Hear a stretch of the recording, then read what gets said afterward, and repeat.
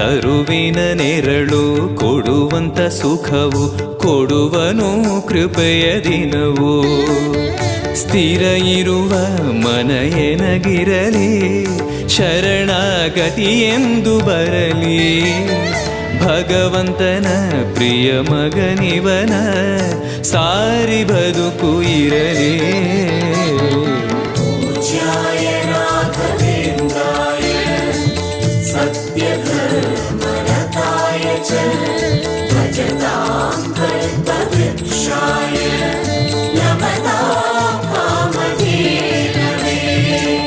ಆಲಯವೆಂದರೆ ಮಂತ್ರಾಲಯವೇ ಬೇರೆ ನಾ ಅರಿಯಲಾರೆ.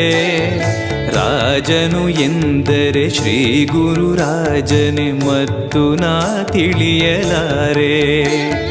ಆಲಯವೆಂದರೆ